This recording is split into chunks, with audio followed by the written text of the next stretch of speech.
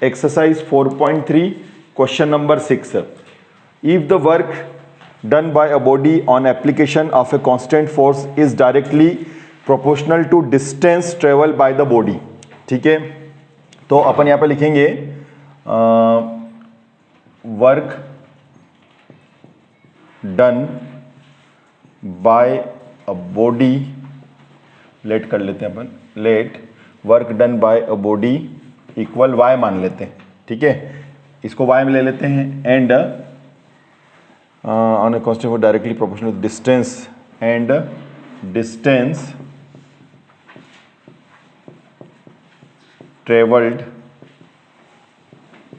Bye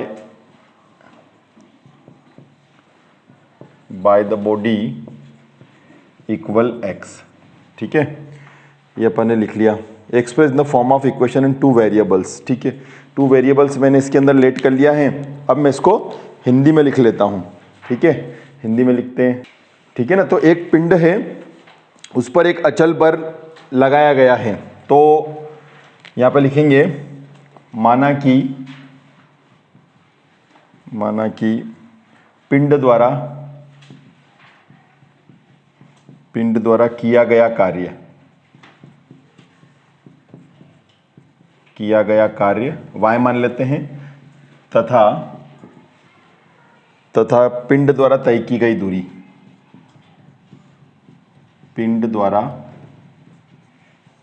तय की गई दूरी इक्वल x, ठीक है, ये आ गया। अब वो बोल रहा है इनको अपन को इसके प्रोपोर्शनल होता है, तो अपन यहाँ पे लिखते हैं अकॉर्डिंग टू क्वेश्चन, अनुक्रमानुपाती होता है, मतलब प्रश्नानुसार। ये तो अपन ने प्रश्न में से देख के लिख लिया कि एक पिंड है, एक बॉडी है, उसके द्वारा कितना कार्य किया जा रहा है, बोले y यूनिट कार्य किया जा रहा है। अच्छा, उसके द्वारा कितना डिस्टेंस, भाई जैसे आज कोई टेबल पड़ी, उस टेबल को हम धक्का देंगे, तो टेबल है, उसको अगर हम धक्का देंगे तो हमने वर्क किया कुछ, तो धक्का देंगे तो उसमें क्या होगा, उसका डिस्प्लेसमेंट होगा, वो कुछ डिस्टेंस कवर करेगा, है ना। तो उसको अपन ने कैसे रिप्रेजेंट कर दिया एक, तो उसने ये बोला है कि ये जो वर्क है ना, ये देखो क्या लिखा, if the work done by body an application constant force is directly proportional. तो ये जो आपने वर्क किया है, ये जो वर्क है ये डायरेक्टली प्रोपोर्शनल है किसके, इसके डिस्टेंस के, माने दूरी, माने ये जो हमने कार्य किया है ये दूरी के अनुक्रमानुपाती है, माने work is proportional to distance. तो प्रोपोर्शनल का साइन ये होता है, और डिस्टेंस मतलब किसको माना अपन ने, एक्स को माना है। तो y किसके प्रोपोर्शनल हो गया बच्चों, x के प्रोपोर्शनल हो गया। अब जब भी प्रोपोर्शनल को हटाया जाता है, माने इक्वल के साइन के अंदर बनाया जाता है, तो कुछ ना कुछ कांस्टेंट वैल्यू रखी जाती है, अपनी मर्जी से कुछ ना कुछ कांस्टेंट, जैसे k है, a है, अल्फा बीटा कुछ भी लिख सकते हो। तो मैंने यहाँ पे k लिख दिया, क्या लिख दिया, k, कुछ भी अचर राशि आपको लिखना रहती है। ये आ गई आपकी इक्वेशन नंबर 1, समीकरण नंबर 1, ठीक है। तो क्या हुआ कि यह जो वर्क किया गया है इस बॉडी पे, तो उसने उसका डिस्टेंस ट्रेवल किया कितना, x किया, तो ये प्रोपोर्शनल होता है, डायरेक्ट प्रोपोर्शनल है। तो इसको जब प्रोपोर्शनल को तोड़ा जाता है तो साथ में एक अचर राशि आती है, कांस्टेंट वैल्यू आती है, ये आ गई आपकी k आ गई है, ठीक है। अब यहाँ पर क्या बोला जा रहा है, उसने बोला है कि ये देखो same by taking the constant force at 5 unit.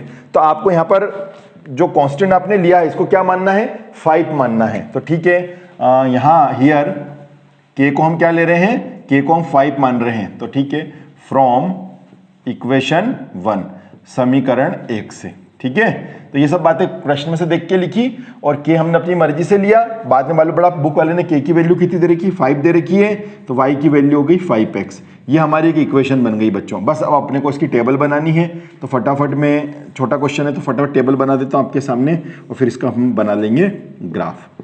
इसका ग्राफ बना लेते हैं, x और y की वैल्यू रखो पहले 0, तो x की वैल्यू भी 0 आएगी, 0 0 से मजा नहीं आ रहा। चलो माइनस की वैल्यू रखते हैं, तो सबसे पहले रखो लो y माइनस का 2 रख लो, y की वैल्यू x की रखनी पड़ेगी, x की -2 रखेंगे अपन।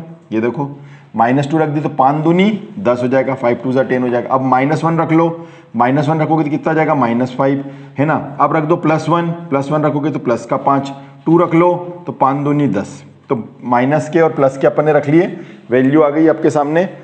ये टेबल बनकर आ गई। इस टेबल का नाम क्या है, इस टेबल का नाम है y = 5x। ये हमारी टेबल बन गई है। अब इस टेबल पर हम क्या बनाने जा रहे हैं, ग्राफ बनाने जा रहे हैं। तो ठीक है, अब अपन ग्राफ बनाते हैं। कभी कभी क्या होता है, किसी बच्चे को ये जो इक्वेशन होती है समझ में नहीं आती है। देखो उसने क्या बोला है, बुक की लैंग्वेज को देखो, पहले मैं एक बार हिंदी में बता देता हूं। उसने क्या बोला, एक अचर बल लगाने पर एक पिंड द्वारा किया गया कार्य पिंड द्वारा तय की गई दूरी के अनुपात। मैंने जैसे आपके पिताजी, आप, मैं इसको ऐसे समझाता हूं, आपके घर में पिताजी होते हैं, बोले बेटा देखो मैं पैसे खर्च कर रहा हूं, मेरे को नहीं मालूम, मेरे को तो डायरेक्ट रिजल्ट चाहिए अच्छा सा, तुम ट्यूशन कहीं पे भी लगाओ, हमें उससे कोई मतलब नहीं, हमें रिजल्ट बहुत शानदार चाहिए, ठीक है। ऐसा बोलते, पैसा मैं खर्च करूंगा, रिजल्ट आप बना के देना। ऐसा यहां पर भी हो रहा है कि उसने कहा वर्क तुम करोगे, वर्क माने किसी चीज को तुम धक्का दोगे, किसी चीज को खींचोगे, कुछ भी करोगे, वर्क करोगे तो हमें दिखना नजर आना चाहिए। जैसे एक व्यक्ति से कहा कि दीवार को धक्का दे, और वो पसीना पसीना हो गया, दीवार खिसक नहीं रही, तो सामने वाले ने झापट और आके मार दिया, बोले तूने कुछ काम तो किया ही नहीं, बोले सुबह से धक्का मार रहा हूं, दीवार ही नहीं गिर रही, तो मैं क्या करूं, तो नहीं। तो उसने बोला कि कोई भी वर्क करोगे तो वो आपको दिखना चाहिए। तो इसने किसी भी बॉडी पर वर्क किया y, तो उसके द्वारा कितना डिस्टेंस कवर हुआ x। तो उसने बोला कि एक अचर बल लगाने पर पिंड द्वारा किया गया कार्य पिंड द्वारा तय की गई दूरी के अनुक्रमानुपाती, जितना वो धक्का देगा उतना गाड़ी आगे बढ़ेगी, या जितना वो खींचेगा वो उसकी तरफ आएगी, इसके प्रोपोर्शनल होता है, ऐसा उसने बोला है बुक वाले ने, कि जो भी आप वर्क करोगे वो किसके प्रोपोर्शनल होगा, डिस्टेंस के प्रोपोर्शनल होगा। इसलिए अपन ने प्रोपोर्शनल का साइन लगा दिया, अनुक्रमानुपाती का निशान लगा दिया।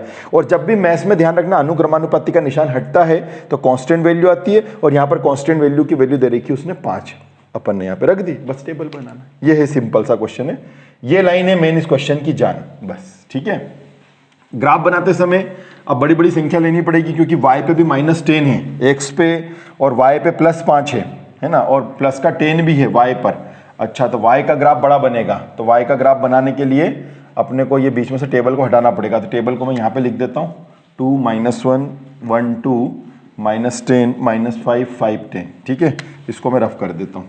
चलिए अपन ग्राफ बनाते हैं। ये यहाँ से यहाँ तक ले रहे हैं अपन।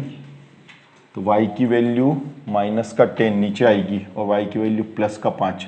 अच्छा, दोनों ही बराबर रखनी पड़ेगी क्योंकि ऊपर +5 है, और x की तो वैल्यू छोटी है, तो x को तो कम लेंगे अपन। 0 1 2 3 बहुत है, 1 2 3 बहुत है, लेकिन ये ज़्यादा, 1 ये 2 ये 3 ये 4 ये 5 ये 6 7 8 ये 9 और ये 10। भले नहीं दिखे पर मुझे तो बना लिया मैंने 10 तक, है ना।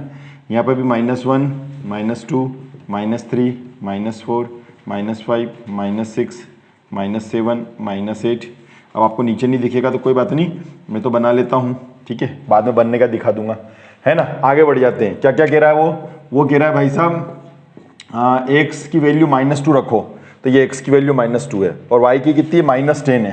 तो y की -10 कहाँ है कि नीचे ही, यहाँ पर, ये यहाँ पर -10 है। एक बार देख लेता हूँ, देखिए वीडियो में तो दिखेगा नहीं पूरी, इतना बड़ा बन रहा है तो, हाँ चलो अभी तो मैं ये यहाँ दिखा देता हूँ ना, हाँ थोड़ा थोड़ा दिखेगा आपको, ये देखिए, ठीक है। तो x पे -2, x पे -2 ये रहा, x पे -2 है, और y पे -10 है, ये रहा, ठीक है। ये यूँ जाएगा और ये यूँ आएगा, दोनों जने यहाँ पे आके मिल जाएंगे, ठीक है। इस पर अपन ये लगा लेंगे, यहाँ लिख देंगे -2 -10, ठीक है।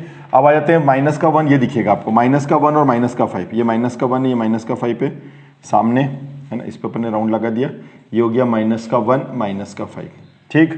चलिए उसके बाद चलते हैं 1 पे 5, x का 1 y का 5, ये रहा, x का 1 और y का 5, ये रहा, ये लगा दिया, x का 1 और y का 5, ठीक है। ये हो गया।